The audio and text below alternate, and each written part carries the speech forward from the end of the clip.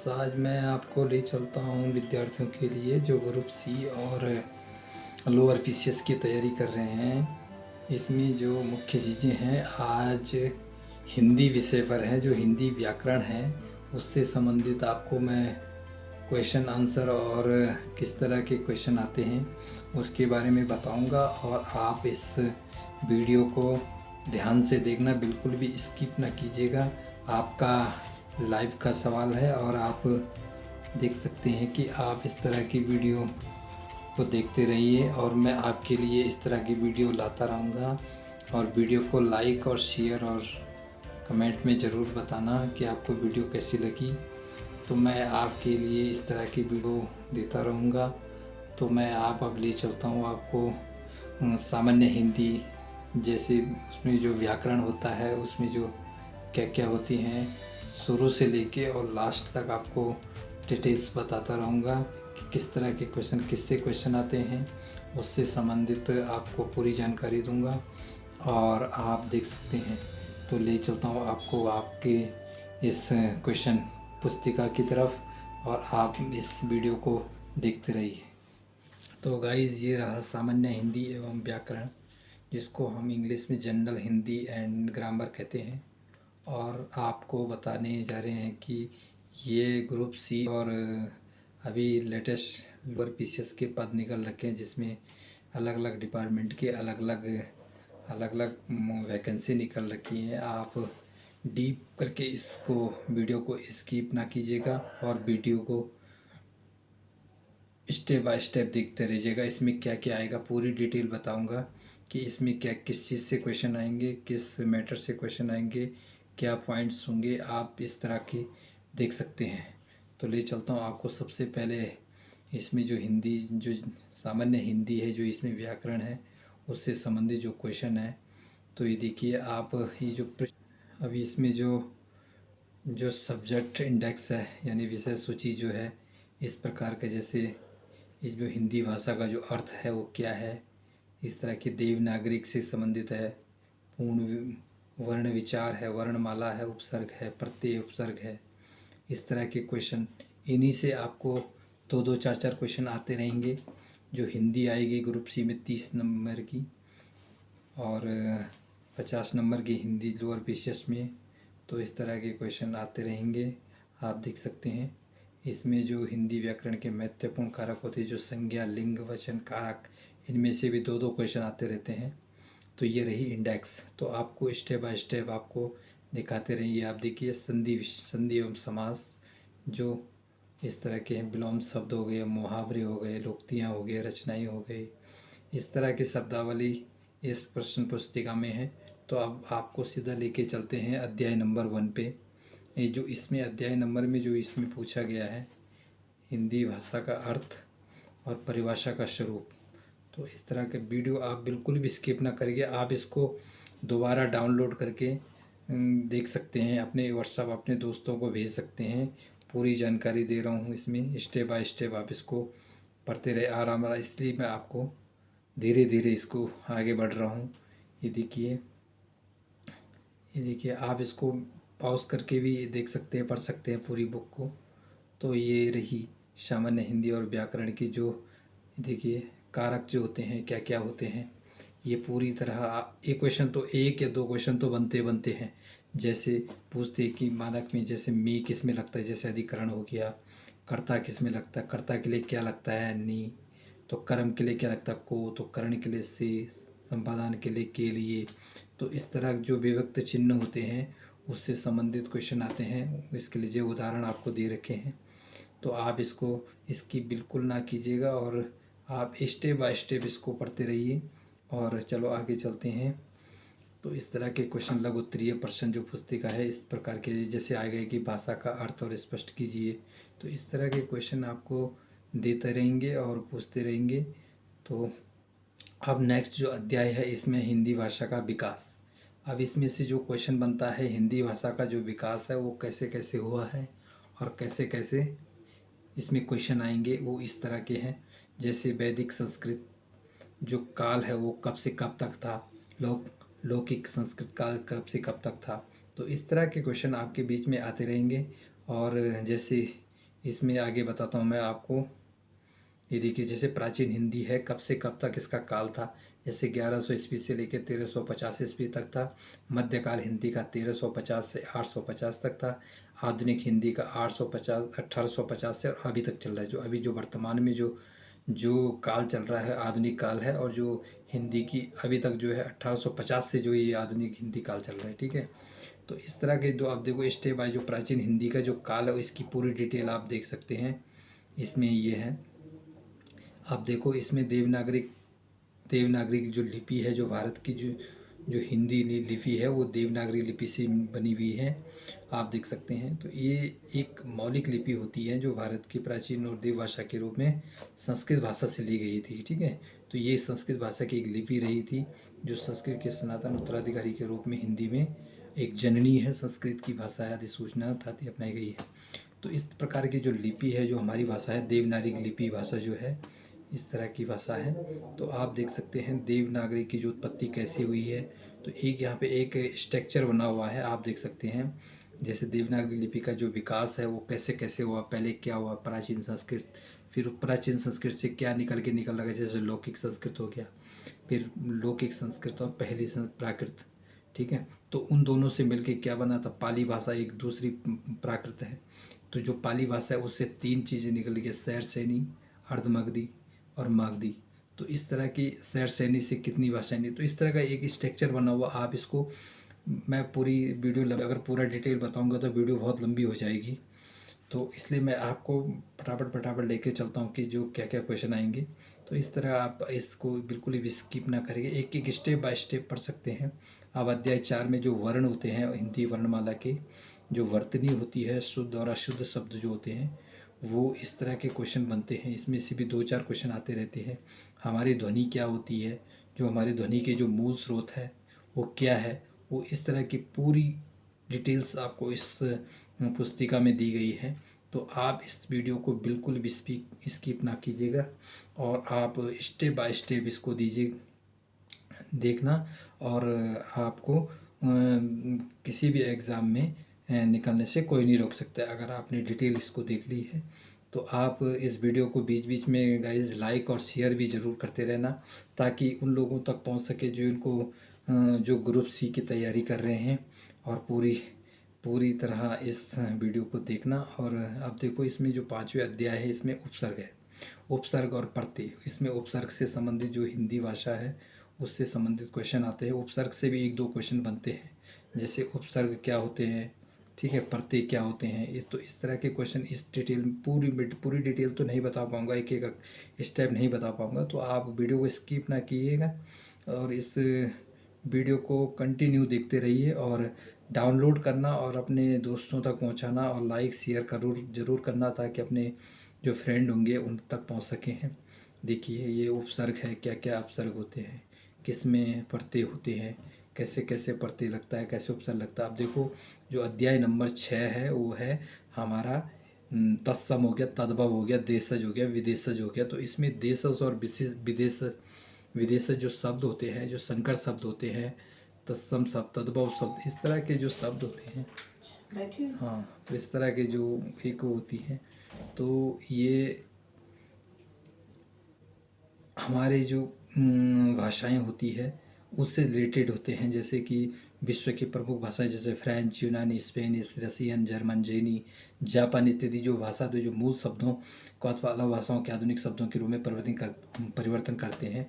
तो इस तरह का एक भंडार होता है, एक विस्तृत रूप होता है जिसमें हिंदी की कई प्रकार के अपवाद नहीं हैं, और इस तरह के एक प्रत्यय, तद्भव और देशज और विदेशज शब्द होते हैं। तो आप इसको मूल रूप से देखते रहना। और जो संस्कृत के जो एक संस्कृत का जो भंडार है वो मूल शब्द है, जो तत्सम शब्द है। तो इस तरह के आप देखते रहना, ठीक है। तो एक स्ट्रक्चर यहाँ पे दिया गया है शब्द भंडार के प्रकार। तो शब्द भंडार के जो प्रकार होते हैं जैसे तत्सम, तद्भव, देशज, विदेशज और संकर। अब इसमें तत्सम शब्द क्या होते हैं, जैसे तत् धन सम, तत् से मिला वह सब तत्सम हो गया, इसके संस्कृत भाषा का हो गया। तो इस तरह के जो शब्द है इसका प्रयोग कैसे कैसे इसमें दे रखे हैं, आप इसको डिटेल में पढ़ना। इसमें एग्जाम्पल भी दे रखे हैं, आप इसको स्किप ना कीजिए, वीडियो को कंटिन्यू देखते रहना। और देखिए तद्भव शब्द क्या होते हैं, तत् धन भव, तत् और भव से मिलके बना हुआ सद्भव।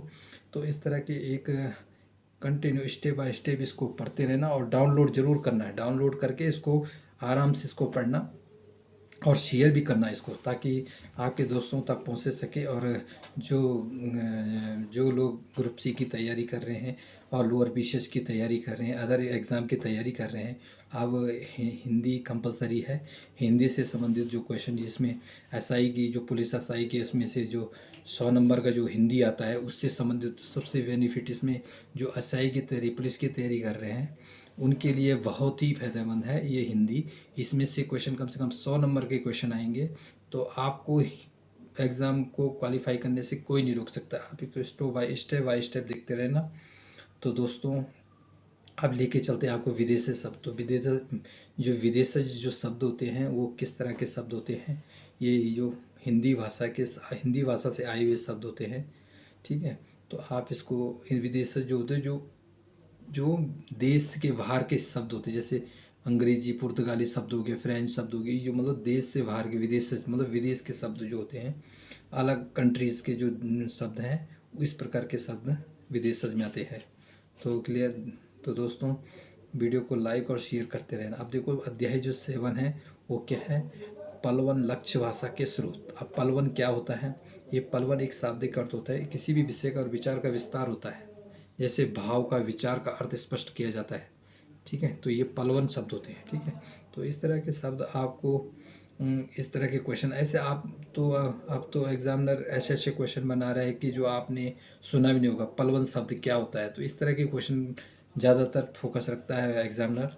तो इस तरह के क्वेश्चन देखना, आप इसको बिल्कुल डिटेल में पढ़ना गाइज, वीडियो बहुत लंबी हो जाएगी अगर मैं आपको स्टेप बाय स्टेप देखते हैं। अब इसमें बोलियाँ क्या है, भाषाई, उपभाषाई क्या होती हैं, तो इस तरह की बोलियाँ, भाषाएं, राजस्थानी, शोरसैनी, अर्धमगधी, इस तरह की भाषाएं पूरी डिटेल हैं। तो ठीक है, तो गाइज़ आप इसको पढ़ते रहना। हमारी जो हिंदी भाषाएं, उपभाषाएं क्या है, राजस्थानी, बिहारी हिंदी, पहाड़ी हिंदी। जो हमारी भाषा है वो क्या है, पहाड़ी हिंदी है, जिसमें कुमाऊनी और गढ़वाली आती है। राजस्थानी में क्या क्या आती है, मारवाड़ी, मालवी, मेवाती, जयपुरी है। तो इस तरह की जो भाषाएं, बिहारी में क्या आती, भोजपुरी, मगधी। तो क्वेश्चन, जैसे क्वेश्चन पूछ सकता है कि बिहारी हिंदी कौन सी है, तो इस तरह की मगही कई 4 एग्जाम्पल पूछेगा, तो इसमें आपको बताना है। जैसे राजस्थानी में कौन सी भाषा आती है, तो ये इस तरह के क्वेश्चन बनाएंगे। जैसे मालवी आती कि, महगी आती कि, कुमाऊनी आती कि, अवधी आती कि, ब्रज भाषा आती है। तो आपने इसमें से मेवाती करनी है, तो मेवाती तो एक राजस्थानी भाषी है। तो इस तरह के क्वेश्चन बनते हैं, आप इसको देखते रहना गाइज। मैं आपको लेके चलता हूँ स्टेप बाय स्टेप। अब हिंदी वर्णमाला के जो क्वेश्चन बनते हैं, विराम चिन्ह, जो चिन्ह सिंबल होते हैं, वो क्या होता है, अल्प विराम चिन्ह, अर्ध विराम चिन्ह, बीच में अपूर्ण विराम। तो इस तरह के जो सिंबल है वही भी एक क्वेश्चन बनता है। कभी कभी एग्जामिनर 100 वाले क्वेश्चन पत्र में, जैसे एसआई में कम से कम 4 नंबर के क्वेश्चन जो है इस तरह के पूछ लेता है कि अल्प विराम का सिंबल कैसा होता है, योजक चिन्ह कैसा होता है। ऐसे शब्द पूछेगा जो आपने देखा भी नहीं होगा। जैसे तुल्य तुल्यात्म सूचक चिन्ह क्या होता है, लाघव सूचक चिन्ह, स्पंद क्या होता है, विवरण चिन्ह क्या होता है। तो इस तरह के क्वेश्चन बनाता है। तो आप इसको वीडियो को, इस क्वेश्चन को तो बिल्कुल डीप देखना। इसके क्वेश्चन तो किसी भी एग्जाम में देखो, 1 या 2 क्वेश्चन पूछेगा ही पूछेगा। तो विराम चिन्ह से संबंधित क्वेश्चन आप बिल्कुल डीप देखना गाइज। तो आप इस तरह की वीडियो बिल्कुल स्किप ना कीजिएगा, आपके लिए बहुत ही फ़ायदेमंद होगी।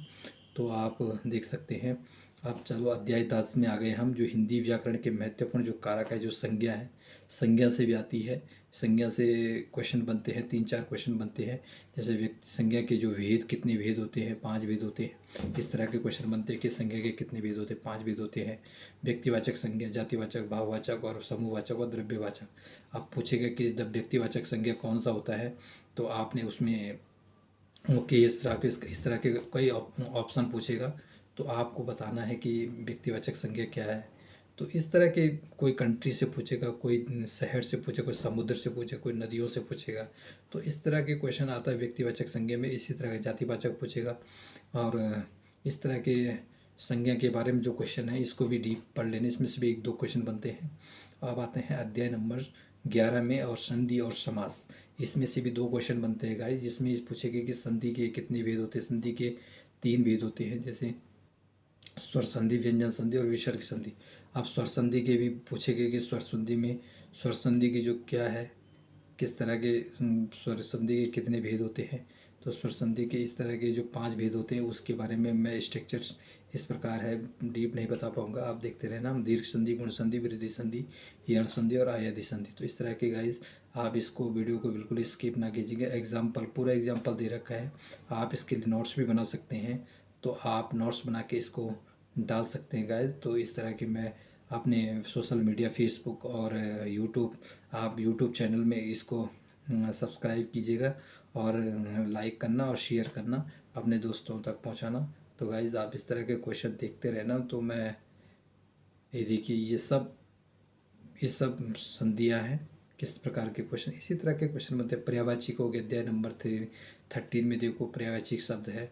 तो पर्यायवाची शब्द के जो क्वेश्चन बनते हैं, कौन से क्या है, जैसे पूछेगा कि धनंजय कौन सा वो उसमें है पर्यायवाची, धनंजय का पर्यायवाची क्या होता है, ठीक है।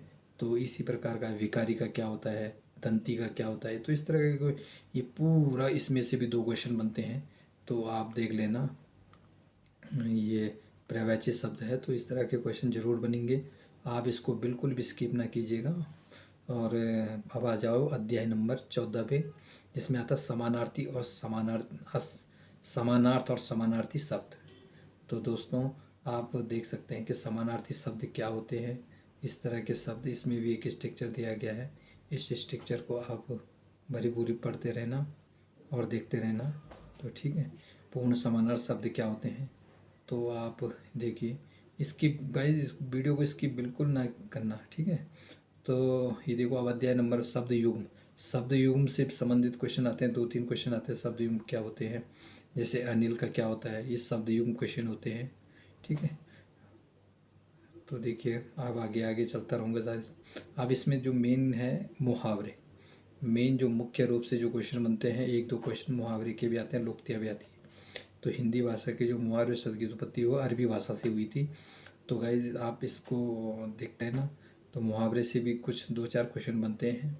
और जो एसआई का सब पुलिस एसआई का जो एग्ज़ाम है, उसमें से तो कम से कम 5-6 क्वेश्चन पूछ लेता है ये मुहावरे से, तो लोकतियाँ से। और आप इसको देखते रहना, आप तभी डिटेल देखोगे गाइज जब आप इसको डिटेल स्किप, बिल्कुल स्किप ना करोगे, नहीं तो आपके पीछे के क्वेश्चन कभी भी कहीं से भी एग्जामिनर उठा के पूछ सकता है। इसलिए आप बिल्कुल भी स्किप ना कीजिएगा वीडियो, आप इसको डिटेल देखते रहना। तो अब देखो, अंग्रेजी से हिंदी के जो शब्द आते हैं वो क्या है, जैसे इस तरह के क्वेश्चन पे आ जाते हैं कभी कभी, तो आप देख लेना, ठीक है दोस्तों। तो अधिक जानकारी के लिए इसी तरह के क्वेश्चन बनते हैं। देखो, जिसमें जो रचनाएं होती हैं, रचनाकार होते हैं, किसकी रचना किसने की लिखी है, तो इस तरह के क्वेश्चन बनता है। जैसे चंद्र बरदाई पृथ्वीराज रासो, तो इससे भी 2-3 क्वेश्चन बनते हैं। आदिकाल की रचनाएं जो है, एक रचनाएं जैसे पूछ लेगा कि चंद्र बरदाई किसने लिखी थी, पृथ्वीराज रासो ने। इसी तरह नरपति आला, ऐसे क्वेश्चन ढूंढता है कि जो आपने कभी स्वयंभू किसकी रचना है, तो स्वयंभू है ये तुम्हारे पौम चरियू की, ठीक है। तो सरल इस तरह के क्वेश्चन बनते हैं गाइस, आप इस तरह की रचनाएं देखते रहना। और अब भक्ति काल की रचनाएं क्या है, पूछ लेगा कि भक्ति काल की रचनाएं कौन सी है, आदिकाल की रचनाएं कौन सी है।